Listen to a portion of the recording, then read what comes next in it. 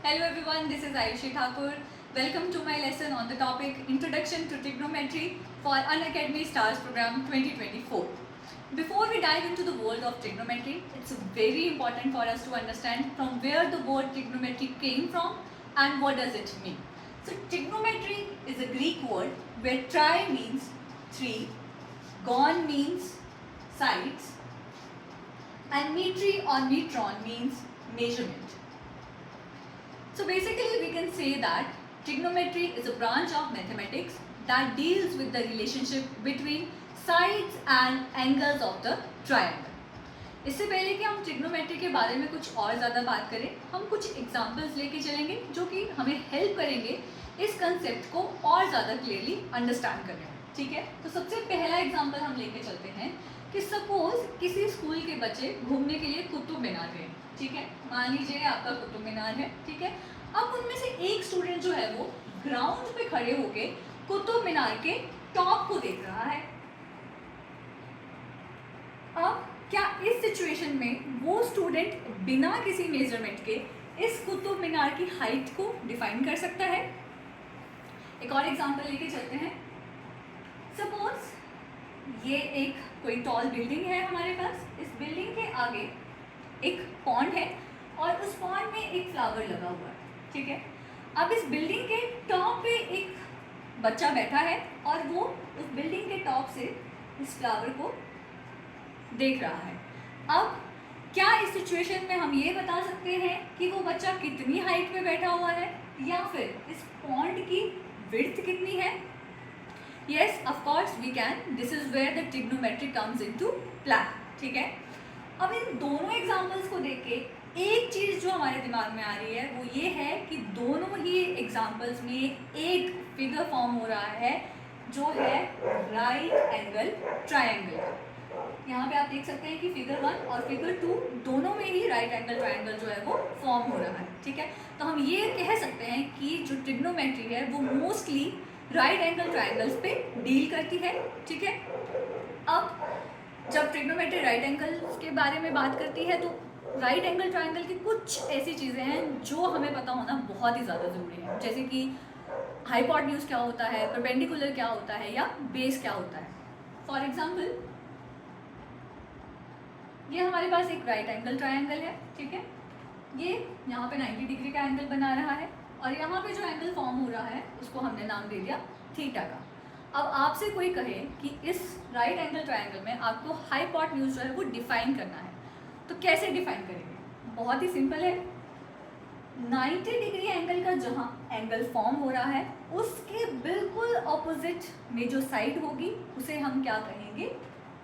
Hypotenuse. अब कोई कहे कि इस फिगर का आप परपेंडिकुलर डिफाइन कीजिए. वेरी सिंपल, थीटा एंगल के ऑपोजिट जो भी साइड है उसको हम क्या नाम देंगे? परपेंडिकुलर. तो ये क्या हुआ हमारा? परपेंडिकुलर. अब जो साइड बच जाती है या एक ऐसी साइड जो एडजेसेंट है थीटा एंगल के उसको हम क्या नाम देंगे? बेस. अब मैं दोबारा से ये सारी चीज़ें रिपीट कर रही हूँ. किसी भी राइट एंगल ट्रायंगल का हाइपोटेन्यूज कैसे डिफाइन करेंगे? एक ऐसी साइड जो 90 डिग्री एंगल के बिल्कुल ऑपोजिट है उस साइड को हम क्या नाम देंगे? हाइपोटेन्यूज का. ठीक है, परपेंडिकुलर कैसे डिफाइन करेंगे? एक ऐसा साइड जो एंगल थीटा के बिल्कुल ऑपोजिट है उसे हम क्या कहेंगे? परपेंडिकुलर. और जो साइड हमारे पास बच जाती है या एक ऐसी साइड जो थीटा एंगल के बिल्कुल एडजेसेंट है उसे हम क्या नाम देंगे? बेस. ठीक है, एक और फिगर लेके चलते हैं. मान लीजिए हमारे पास एक राइट एंगल ट्रायंगल है. यहाँ पे 90 डिग्री का एंगल फॉर्म हो रहा है और यहाँ पे जो एंगल फॉर्म हो रहा है उसको हमने नाम दे दिया थीटा. ठीक है, अब इस फिगर में आपको डिफाइन करना है कि हाइपोटेन्यूज क्या है. जैसे कि हमने ऑलरेडी बात की है, 90 डिग्री एंगल के ऑपोजिट जो भी साइड होगी वो क्या होगा? हाइपोटेन्यूज. ठीक है, नेक्स्ट परपेंडिकुलर. थीटा डिग्री के ऑपोजिट जो भी साइड होगी उसको हम क्या मान के चलेंगे? परपेंडिकुलर. और जो साइड बच जाती है या जो साइड थीटा एंगल के बिल्कुल एडजेसेंट है उसको हम नाम दे देंगे बेस का। ठीक है, तो ये कुछ बहुत ही ज़्यादा इंपॉर्टेंट चीज़ें थी जो हमें पता होनी चाहिए थी। अब जबकि हमें ये चीज़ें क्लियर हो गई हैं तो अब हम आगे चल सकते हैं, बात कर सकते हैं ट्रिग्नोमेट्रिक रेशोज़ की, क्योंकि ट्रिग्नोमेट्रिक रेशोज़ जो हैं वो राइट एंगल ट्रायंगल के ऊपर ही बेस्ड हैं। तो हमारे पास टोटल जो है वो 6 ट्रिग्नोमेट्रिक रेशोज़ होती हैं। कितनी ट्रिग्नोमेट्रिक रेशोज़ होती हैं? 6 ट्रिग्नोमेट्रिक रेशोज़। सबसे पहले है हमारे पास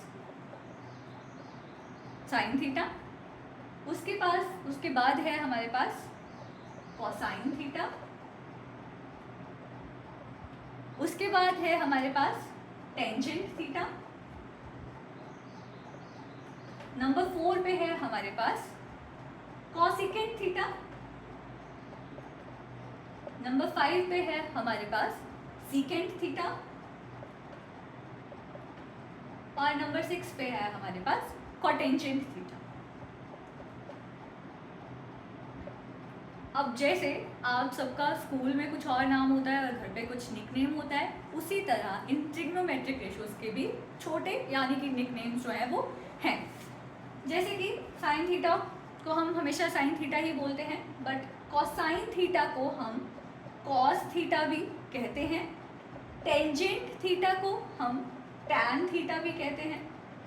सिमिलरली कॉसिकेंट को हम कॉसेक थीटा भी कहते हैं, सीकेंट को हम सेक थीटा भी कहते हैं और कॉटेंजेंट को हम कॉट थीटा भी कहते हैं।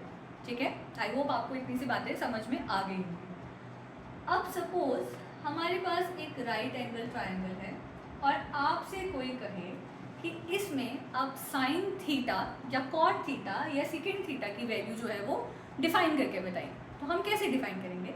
उसके लिए हमारे पास कुछ फॉर्मूलाज होते हैं, जैसे कि sine theta is always equal to perpendicular over hypotenuse. ठीक है, cos theta is always equal to base over hypotenuse and tan theta is always equal to perpendicular over base। ठीक है, अब आप कहेंगे कि ये कौन याद रखेगा कि साइन थीटा की वैल्यू p अपॉन एच होती है, किसकी वैल्यू p अपॉन b होती है? तो इसके लिए मेरे पास एक बहुत छोटी सी ट्रिक है, जिस ट्रिक से आपके सारे के सारे डाउट जो हैं वो क्लियर हो जाएंगे। ठीक है, तो वो ट्रिक क्या है हमारे पास? आपको सिर्फ इतनी सी बात याद रखनी है, some people have curly black hairs turned permanently blue. आपको क्या याद रखना है? सिर्फ इतनी सी लाइन याद रखनी है, some people have curly black hairs turned permanently blue। now some का S, people का P, have का H, curly का C, black का B, hairs का H, turned का T, permanently का P and blue का B। here S stands for sin, C stands for cos, T stands for tan, P stands for perpendicular, H stands for hypotenuse, B stands for base। ठीक है, मैं दोबारा से repeat कर रही हूँ। S stands for sin, C stands for cos, T stands for tan, P stands for perpendicular, H stands for hypotenuse and B stands for base। अब sign का फॉर्मूला फाइंड आउट करना है कि साइन थीटा की value क्या है, तो उसके नीचे क्या लिखा है? P upon H, very simple. Cos की वैल्यू, कॉस थीटा की वैल्यू फाइंड आउट करनी है, उसके नीचे क्या लिखा है? B upon H, very simple. Tan theta की वैल्यू फाइंड आउट करनी है, तो उसके नीचे लिखा है P अपॉन B। ठीक है, अब आप बोलेंगे ये तो सिर्फ 3 ही ट्रिग्नोमेट्रिक वैल्यूज हैं, बाकी के 3 ट्रिग्नोमेट्रिक के बारे में तो बात ही नहीं की। तो बाकी की 3 ट्रिग्नोमेट्रिक की वैल्यूज़ को याद रखने की ज़रूरत नहीं है, सिर्फ इतना याद रखने की ज़रूरत है जो हमारे पास कॉसिकेंट थीटा है वो रेसिप्रोकल है साइन थीटा का। रेसिप्रोकल का मतलब ऑपोजिट, ठीक है। तो कॉसिकेंट थीटा किसके रेसिप्रोकल है? साइन थीटा के। रेसिप्रोकल का मतलब 1 साइन थीटा, ठीक है। सीकेंट थीटा किसका रेसिप्रोकल है? कॉस का रेसिप्रोकल, तो मतलब 1 cos theta. And cot theta किसके रेसिप्रोकल है? टैन के, यानी कि 1 टैन थीटा, ठीक है। अब आपको कोई कहे कि आपको कॉसिकेंट थीटा की वैल्यू फाइंड आउट करनी है, तो हमें पता है कि कॉसिकेंट साइन का रेसिप्रोकल है 1 साइन थीटा। साइन थीटा की वैल्यू p/h, तो इसका reciprocal yes h/p, very simple. Secant theta की वैल्यू फाइंड आउट करनी है, we know its reciprocal of cos theta, that is 1 cos theta. cos theta की value b/h, तो secant theta की value h/b। Next cot theta की value find out करनी है, we know its reciprocal of tan theta, that is 1 tan theta. तो tan theta की value हमारे पास p/b, मतलब cot की वैल्यू b/p। इसलिए आपको सिर्फ 3 ट्रिग्नोमेट्रिक रेशियोज यानी कि साइन, कॉस और टैन के बारे में पता होना चाहिए। अगर आपको इनके बारे में पता है तो आप इजीली कॉसिकेंट, सीकेंट और कॉट थीटा की वैल्यूज फाइंड आउट कर सकते हैं, क्योंकि ये रेसिप्रोकल हैं फर्स्ट 3 रेशियोज के, ठीक है। अब जब हमने स्टार्टिंग में ट्रिग्नोमेट्री की डेफिनेशन के बारे में पढ़ा था, तो हमने ये कहा था trigonometry is a branch of mathematics that deals with the relationship between sides and angles of trigonometry। अभी तक हमने सिर्फ और सिर्फ किसके बारे में बात की? साइड्स के बारे में बात की, ठीक है। एंगल्स के साथ इसका रिलेशन कैसे जुड़ा हुआ है उसकी बात हम करेंगे नेक्स्ट वीडियो में। तो stay tuned and thank you very much.